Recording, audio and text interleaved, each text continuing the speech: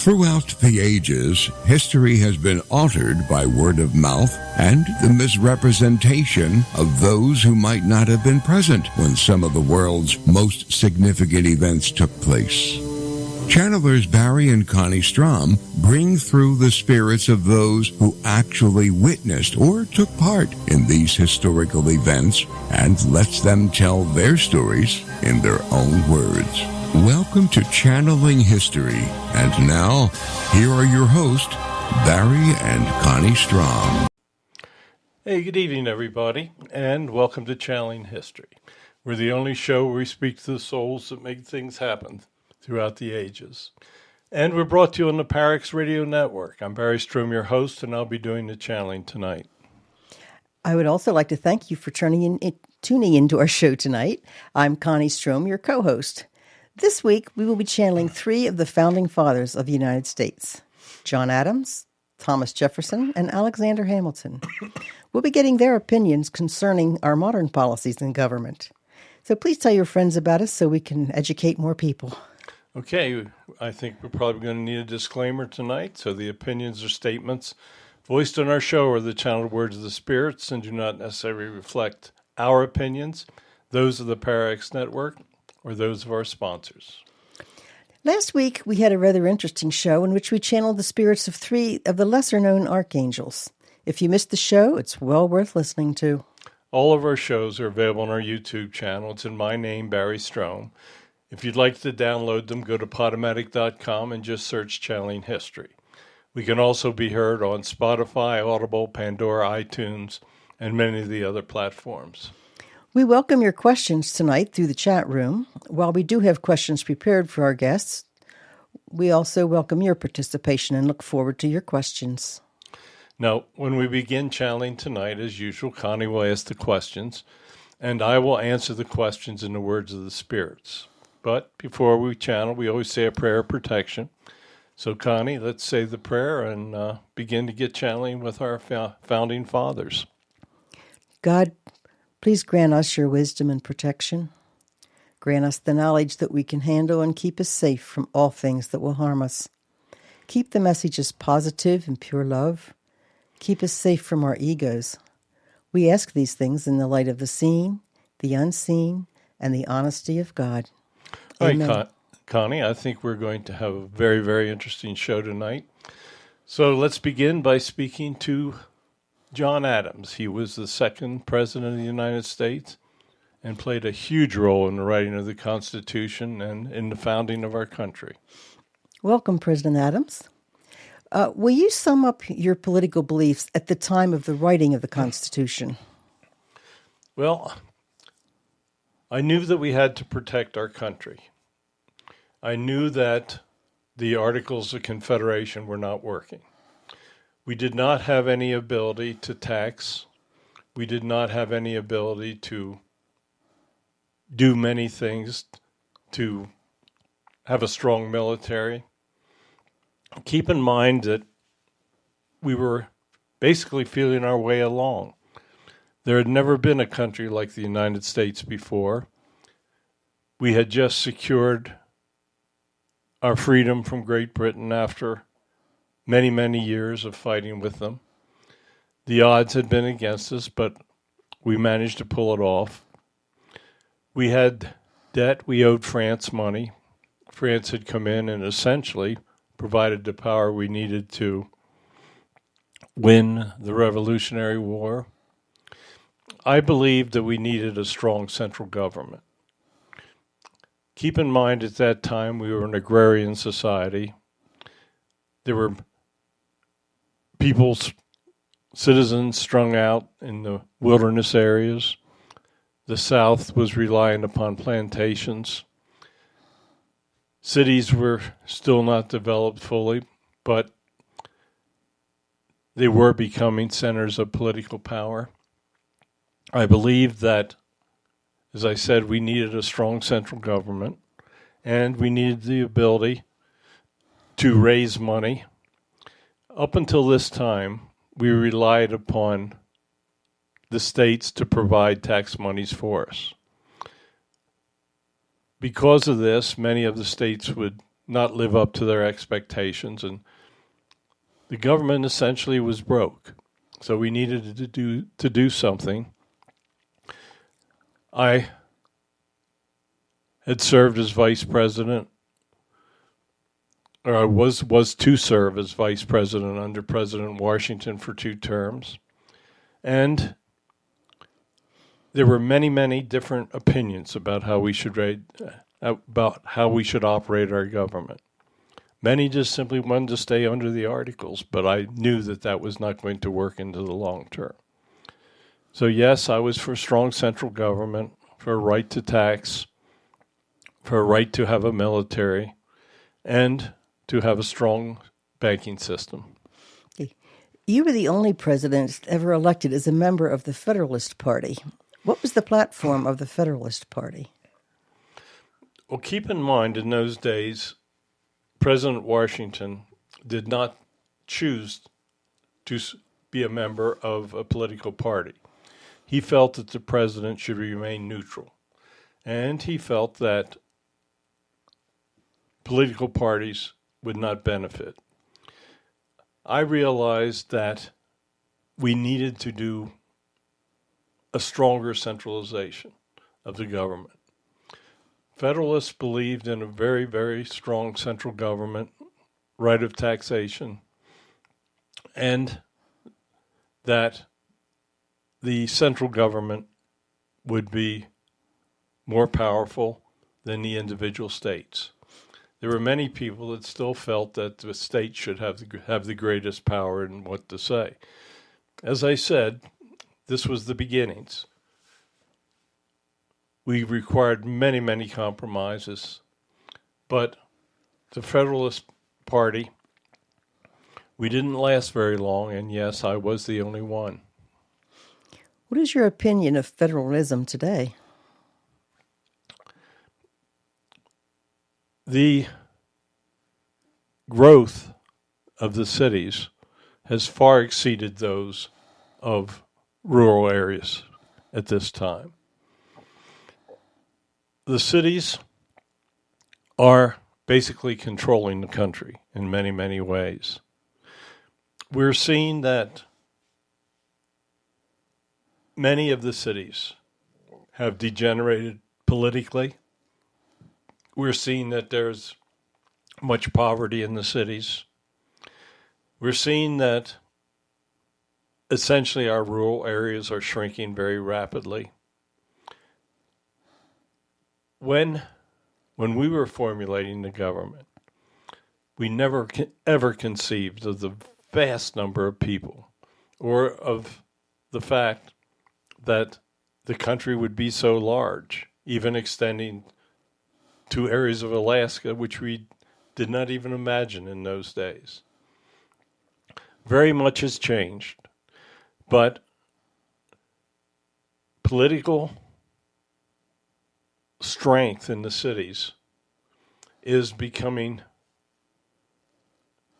a more dangerous situation than we ever faced. Population is so great in the cities today that they could truly control many of the more rural states. For instance, there are so many more people in New York City than there are in the states of North, South Dakota, Wyoming combined. The rights of the cities have got to be balanced against the rights of rural areas.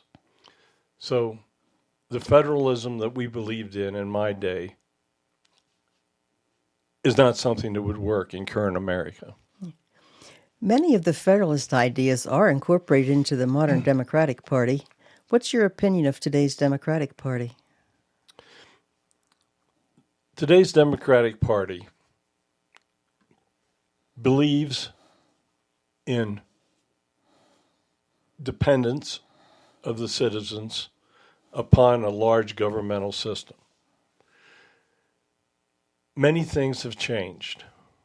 In my day, there was no social net, and today a social net is required. The question becomes how great the reliance of a citizen should be upon the central government. The Democratic Party of today believes that a huge dependence by the citizens upon central government is the best way to run a modern political system. The problem with that is that as central government grows, they lose control of the bureaucracies that are required to run that large government. The huge government today has very little control over it. The different departments have grown so huge that it is very difficult to control them. The modern Democratic Party, in my mind, has a lot of good things in the social benefits of which they conceive. On the negative side, they have little understanding of fiscal responsibility. Both parties today spend as if there is no end to it. There are definitely problems with the Democratic Party, but there are also many, many problems with the modern Republican Party. Okay, let's go on, because I would like to know what your opinion is of the modern Republican Party. I think that in many instances, the Republican Party of today overreacts to many of the programs that the Democratic Party would bring to fruition. The Republican Party today is in many ways very similar to the Democratic Party. In my time, there was a huge difference. The Democrat-Republican Party is what it was called, that was supported by Mr. Jefferson, had very strong ideas. They believed in states' rights, and they believed in the fact that individual rights were extremely important. Today, power is essentially what drives both parties. There is so much money available to the politicians today. Many of the politicians on both parties are simply interested in power, in accumulating great wealth, in doing many of the things that we would have probably considered treason in our day. The fact that politicians spend millions and millions of dollars to obtain an office that pays a salary of a couple $100,000 a year is indicative of a cancer that is undermining the current political system. What, in your opinion, is the status of states' rights today? That's an interesting question. We're seeing that the government is taking many of the decisions that should be left to the states. The states, each individual state, understands what is best for them. Today you're seeing the government making decisions that override what the citizens of the states would like to have take place. As the central government grows, it is inevitable that the rights of states will decline. The Federalists opposed slavery. What is your opinion of the current movement for reparations? Slavery was a terrible thing. I never, ever owned a slave. I was the only one among the first 12 presidents that never owned a slave. So my record is clear. Slavery was terrible. It took away all of the rights of the African Americans of the time. But currently, huge amounts of money have been spent to bring equality to the African Americans in the United States. We're seeing that educational systems have bent over backwards in order to bring African Americans into their colleges and schools.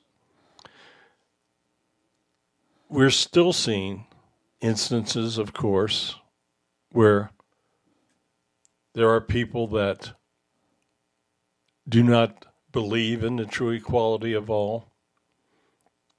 But so much time has expired, and so much has been spent to bring about racial equality in the country that I feel that there is no need for reparations, and I see no way that there could ever be a computation that would bring equality for the Native Americans from families of slaves. You were devoted to the right to counsel and the presumption of innocence. What is your opinion of the justice system in the United States today? I still think that the United States has one of the best justice systems in the world. There are situations where there are inequalities in the justice system. But I still think that our system is one of the finest. I do not believe that judges should be elected. I think there should be a just system of appointment for judges. Once a judge becomes part of the political system, then they are susceptible to accepting funding and pressure by individuals. You were in favor of the three branches of government so that they would act as a check upon each other. Do you think the United States government has three equal branches today? I think that the executive branch is attempting to gain more powers than we ever foresaw them having. The executive branch has grown greatly in power. The legislative branch is trying to exert controls over the judicial branch. Currently, they threaten to increase the number of judges because they do not get their way. There are problems with our system. I think everyone should step back and analyze how they truly can have equality in all three branches. Then in our modern government, you do see some branches trying to take control over the other? Yes, I think that both the executive branch and the legislative branch are trying to gain control over the judicial system. You were the first vice president of the United States under George Washington. What is your opinion of the current role of the vice president? When I was vice president, I was chosen because I was the runner-up to the president, George Washington. I just simply was a figurehead. Today, the vice president exerts much more powers than they did in my day. I think that it is dangerous in certain respects if the vice president does not support what is desired by the president. When you were elected president, the candidates did not personally campaign. What is your opinion of our electoral system today? I think the fact that the incredible amounts of money that are paid in political systems is undermining the system. I think that the government should pay all of the expenses of a president running for office. Okay, sir, thank you so much for being with us. Do you have a final message for our listeners? Yes, so much has changed since the days of our founding. I still consider the United States the finest country in the world. Our politicians today have got to learn to compromise. They've got to learn to work together as we did to form the Constitution. They need to listen to the people. They need to do what is required so that the United States can pay off its debts and be viable far into the future. So thank you for allowing me to come through. I appreciate it, and I know that Thomas is standing here and waiting to speak. Yes, thank you very much, Mr. Adams. And Mr. Jefferson, thank you for coming on with us again. Will you sum up your political beliefs at the time of the writing of the Constitution? I was in favor of states' rights. I thought that a strong political system would overrun the rights of the states. I owned large properties. I was a plantation owner. I relied upon the crops. And I knew that there would be a time that we would be in conflict with the political desires of the large cities. I knew that there were many cities on the East Coast that were growing and could consolidate political power. It was very difficult for politicians in rural areas to consolidate political power and compare that to that of the cities. Many of the attorneys and lawyers and politicians were located in the eastern cities and had the ability to join together and form strong political unions. So I believed in the rights of individuals and in the states' rights. What were your beliefs concerning slavery? I was torn concerning slavery. I wrote that all men were created equal in the Declaration of Independence. I know that the population of slaves was not considered equal in any way, and they were not to the educated whites. The blacks, while there were some that were free and had great abilities, most of them were uneducated. Most of them had no idea how to govern themselves. I also knew that there was no way that the South could economically advance without the institution of slavery. I had many slaves. I tried to treat them reasonably, but there were times that decisions were made that were very, very wrong. I had individuals that were watching over the slaves that would do things that were quite brutal, which I did not really appreciate. Slavery, I knew it was wrong, but I also knew I could not exist economically without it. What is your opinion of the current movement for reparations?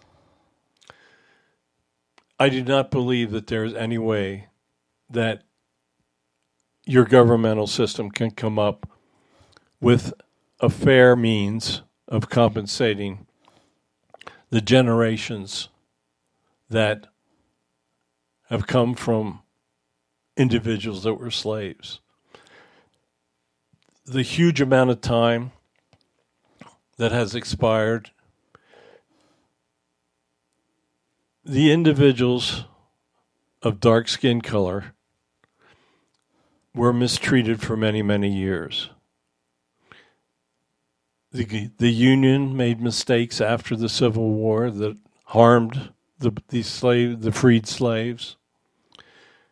It was really not until the 1960s that segregation became a real positive thing for the black community. But as my friend John has said, much money has been spent to try to bring racial equality. I do not believe that the current movement for reparations would serve any positive benefit. And I believe that it would create great animosity among some members of the white community, and that possibly the act of giving large sums of money to descendants of slaves could create a white backlash as well. Did you believe that the best policy toward Native Americans would be if they would assimilate to American culture and customs? Yes, I thought that that would be the best way for the Native Americans. It was very early in the expansion of our country, and we had a need for land. Sadly, the Native Americans had the land. And in many instances, if not most instances, we were not fair in taking their properties. I thought that if we could have them assimilate, that it would be much easier to make deals with them to purchase their properties. I did not realize truly how strongly they clung to their culture, and rightfully so. What we did to the Native Americans is a terrible, terrible blot upon the American culture. Even today, you see Native Americans living in poverty when there simply should be no need for it. Your government wastes huge amounts of money, and you have many Native Americans living in abject poverty simply because we've taken their lands. So I did think that that was proper, and I certainly misunderstood what the wants and desires of the Native Americans truly were. So then you do have some regrets about your policy towards the Native Americans at that time. Absolutely. But I'm also not sure what else could have taken place. The white community was looking for expansion westward. It was the only way that they could expand. Canada was a British colony. We could not expand to the north. We did unfair things to Mexico, and the country did take properties that were owned by Mexico. The Louisiana Purchase, that was probably my greatest accomplishment, and we did purchase the land from France, but we created terrible problems with the Native Americans that were living in that purchase area. So, yes, I have many regrets. Mr. Jefferson, what were your religious beliefs? As I read the Bible of the times, there were stories in there that I could not comprehend as being accurate. I did not ever be convinced of the existence of God. Of course, when I returned home, I learned that that was a great mistake that I made. But I tried as much as possible to live a good and fair life. I was given a great gift of intellect, and I tried to use it to the best of my ability to help the people. But I could not overcome my agnosticism. During the Aaron Burr trial for treason, you were the first American president to argue for executive privilege. Do you think executive privilege is abused today? It is very important that the chief executive has the privilege of secrecy. He has to be able to speak to his closest confidants. He needs to be able to get advice. He needs to protect the secrecy, especially with what he's doing today with modern spying technologies. There are many countries around the world that would like to see the United States defeated. That is a fact. Executive privilege is very, very important. The press would like to know everything. The opposing political party would like to know everything the president's doing as well. But he has to have the ability to keep private certain conversations. Now, there are many conversations that do not need to be kept private, and today we're seeing executive privilege being used to protect many subjects where the people should have the right to know. So as the government has grown in such an exponential fashion, so has many of the abuses, and executive privilege is certainly abused today. Yeah. You were a proponent of states' rights. How do you envision states' rights in our modern government? I actually think that we got it right in the Constitution. I think that institutions such as the Electoral College have got to be preserved.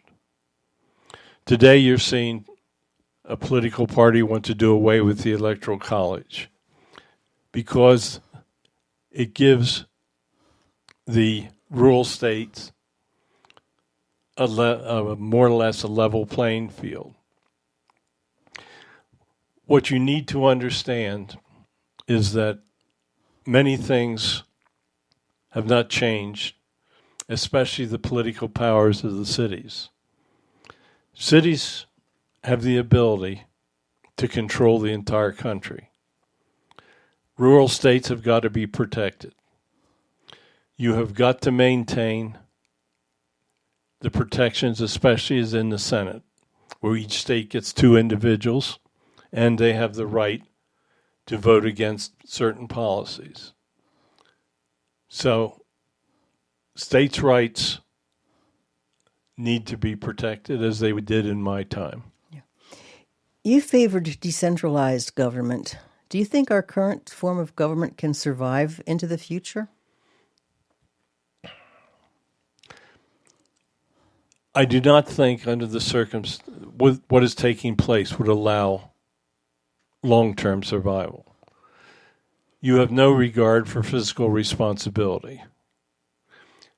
You're about to find out that an incredible debt, such as you have in the United States, can become impossible to service. You will never pay back the debt that you have run up in these current times. Fiscal responsibility will undermine the country. A lack of politicians compromising will destroy the country. There has to be compromise. If we hadn't compromised with the Constitution, you would not have one. It is imperative that many of the things of which I spoke are taken into consideration for the future. Okay, our current national debt is over $31 trillion. Do you think we can survive such a huge national debt? No, to be quite blunt. I think that you have to be able to service the debt. That is a number that exceeds your entire gross national product. You have to have a plan to retire that debt. Some debt is fine, but you have absolutely no doubts that you can spend money on anything that you wish to do. Hey, thank you so much, Mr. Jefferson, for joining us this evening. Do you have a final message? Yes. Today, the United States is faced with many, many problems. There are countries that would love to see the United States fail. You have politicians that wish only to gain their own power. You have many situations that will, if allowed to continue, undermine the long-term evolution for the country. It is a time where the large central government is attempting to take over the rights of the states and of the individuals living in those states. The Constitution that we put together is actually an incredibly amazing document. It has survived for hundreds of years, and it has provided a foundation that has allowed the country to prosper. We never had any idea of the great growth that would follow the founding of this very simple 13 colonies. We never imagined the great wars that the country would fight. And we also never imagined the incredible wealth that the country would generate. We provided a foundation. It was a very strong foundation. It allowed the country of the United States to grow. But the individuals that elect the politicians today have got to understand that things must change. You have got to elect people that understand the commandments of God and are willing to do the best for the people. So I thank you very much for allowing me to come through tonight. I appreciate every time I get the opportunity to speak.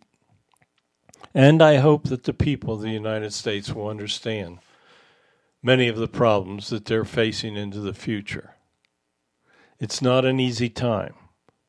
But keep in mind that when we founded the country, it was not an easy time as well. There were many that never thought we could pull it off. But we defeated the strongest country in the world. The United States is now the strongest country in the world. And there are many that would like to defeat you as well. So thank you for allowing me to speak. I appreciate it. And I know that Alexander is here and that he has a few things to say as well. Thank you so much, Mr. Jefferson. Welcome, Mr. Hamilton. Would you like to sum up your political beliefs at the time of the writing of the Constitution for us? I believed in a strong central political system. I was also a Federalist. I believed that in order for the country to survive, that we needed a very, very strong banking system. In those days, we were allowed, the states had to provide money for us. We were always underfunded. The country was basically broke. I thought that the cities were where the power, the intellect, the individuals that would help the country to grow existed. I wanted power consolidated. I wanted the Constitution to provide regulations that would allow us to tax, to bring in money. I felt that the basis that we needed was a strong financial system. Keep in mind, in the beginning, we did not even print our own money. We were using coinage, Spanish coinage at the time. We needed so many things. It is almost impossible for anybody listening today to understand all of the challenges that we faced to create a more perfect union that could exist into the future. What is your opinion of today's Federal Reserve? I think that today's Federal Reserve is abusing the system. I wanted a strong banking system.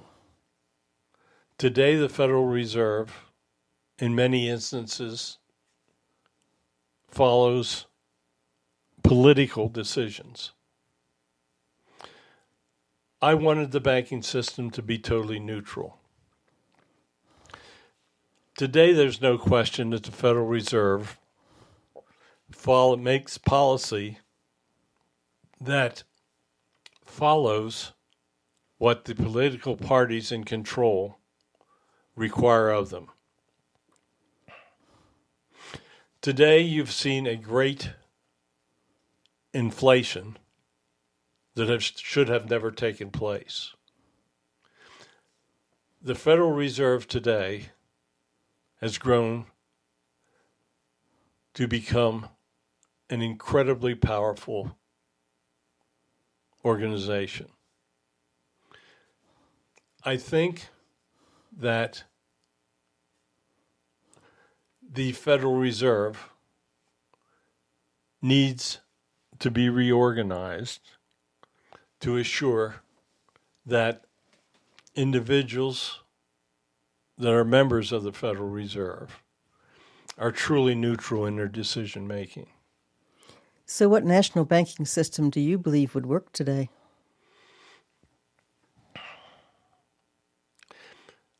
I think that the modern banking system should consist of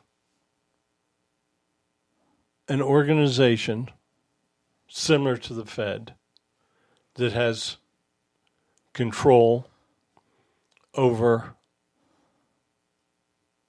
most of the decisions controlling monetary policy. I think that they need to have a more neutral type of analysis system that is more accurate. Perhaps an artificial intelligence system can be derived that will truly show the effects of the Fed's decisions upon the people and upon the economy. I think that there should be no political influence on the group that makes financial policy decisions. Our current national debt is over $31 trillion, which equates to 128% of our gross national product. Do you believe our country can survive with such a huge national debt? No. That exceeds anything that can be considered reasonable.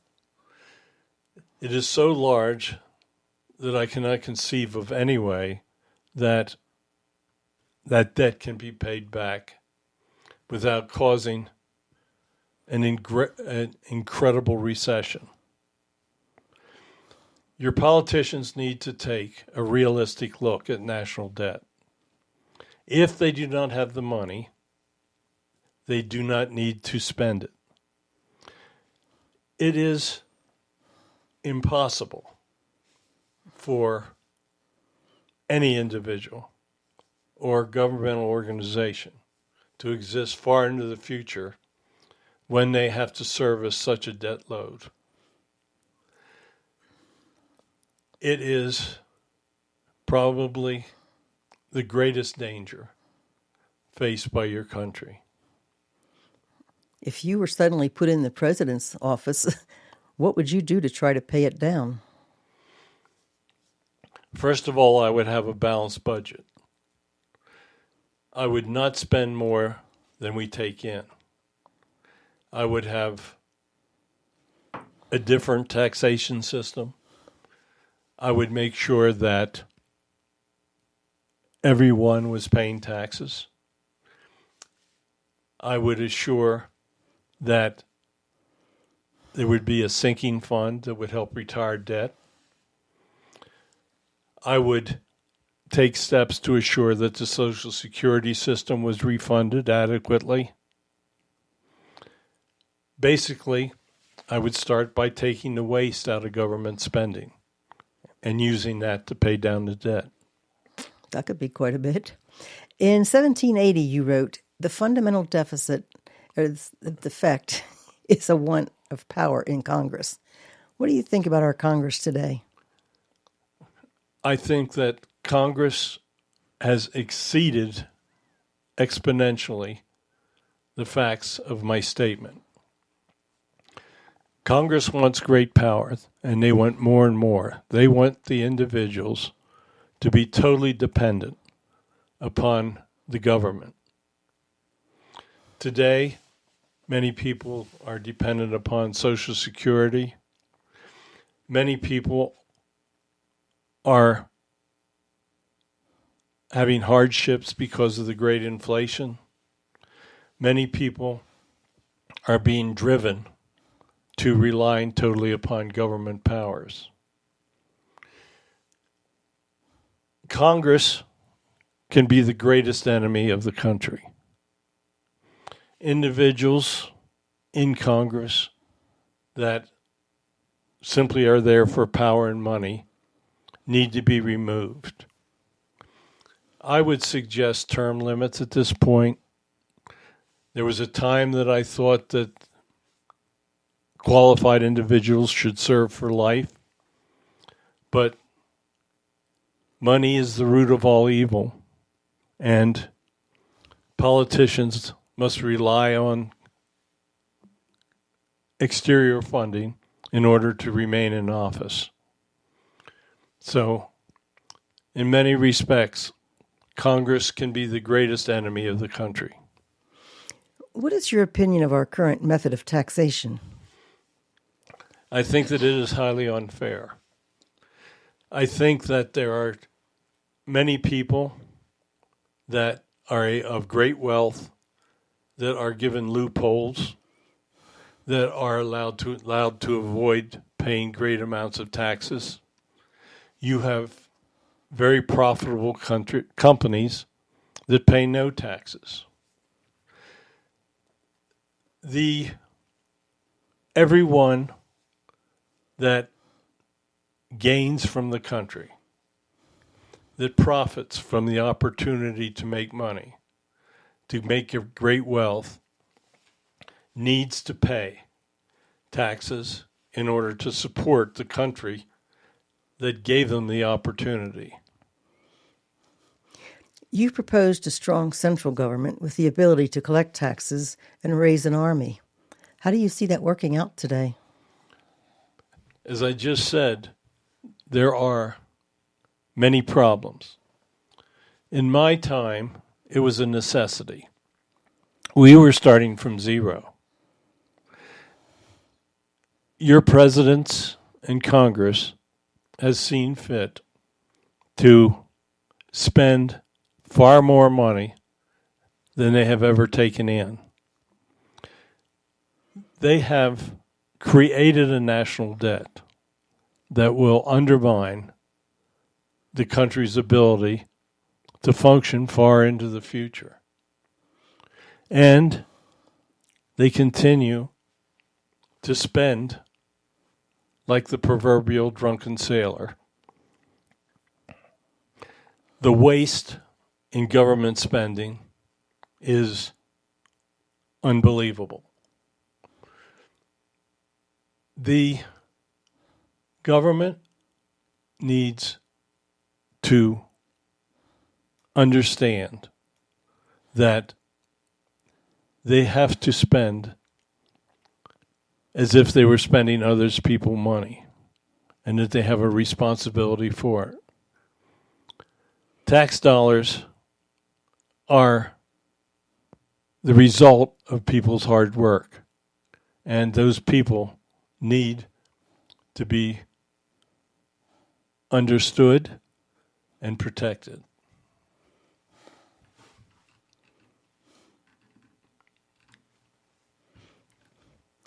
Okay, you favored separation of powers into the three areas, legislative, executive, and judicial branches.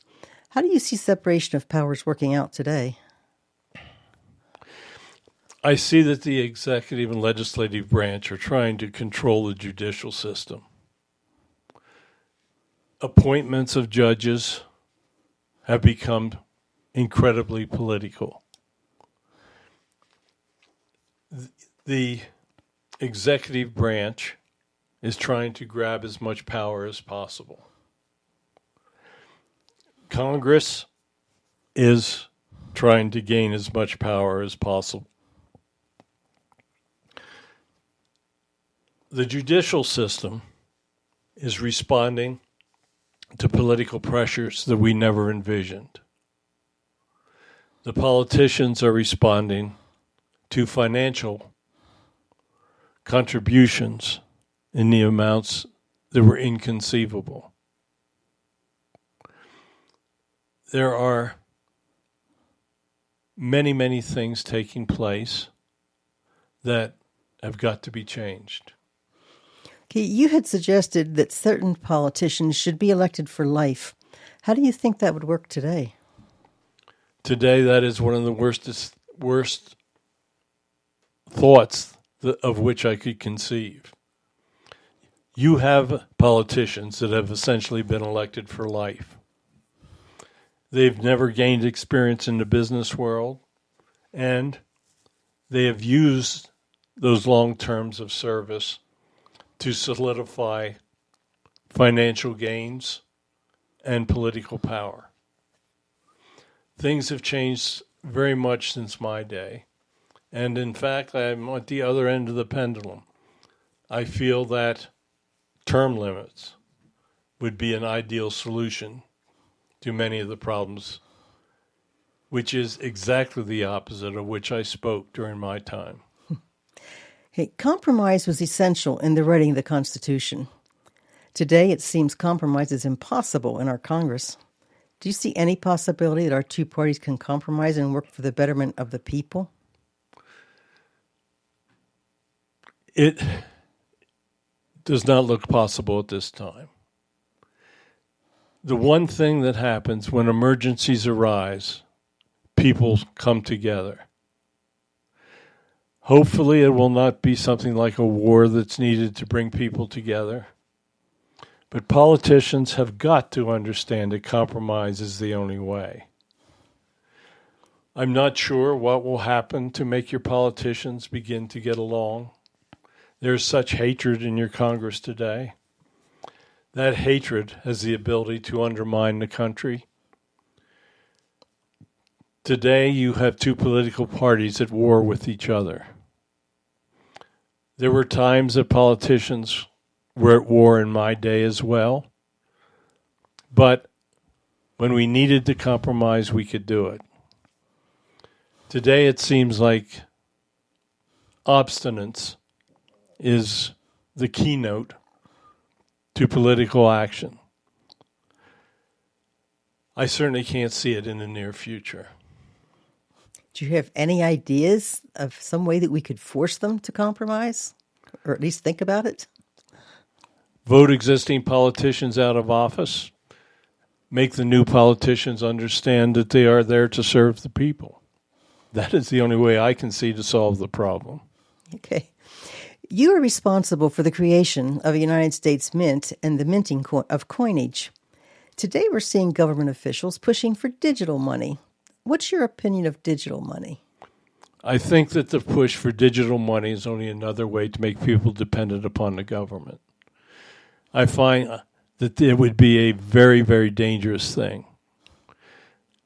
Money, you can control how much of it you make, but with digital money and today's technology, the government could be aware of every penny that you spend. Do you think we should return to the gold standard? I think it would be a good thing, but it would be an impossibility today. Nobody really knows how much gold the company owns, and I'm sure that there's no way that they own enough to cover our national debt. Okay, you argued that developing an industrial economy is impossible without protective tariffs. Do you still believe tariffs are important in the modern economy? I do. Today you have countries that have access to slave labor. They make children work for free. The United States protects the standard of living. To do that, you have to have adequate salaries for your workers. It's very difficult for countries with high standards of living to compete with countries where they are using free labor. So I do see certain instances where tariffs are very important today. I do not think that a hands-off economy can function in modern times. Hey, Mr. Hamilton, thank you so much for joining us and putting your input in. Do you have a final message for our listeners? Yes. I fear greatly for the future of the United States. As we watch from over here, we see Congress falling under the influence of individuals making great contributions. We see presidents that are not truly qualified to watch over for the people. We see many things taking place that are undermining security of your country.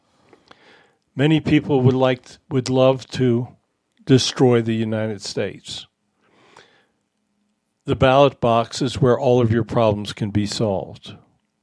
If you do not elect politicians that truly believe in the country, then there will be no hope. So thank you so much for allowing me to speak. And I thank you for coming. And actually, one of our listeners referred to you as three very common sense gentlemen.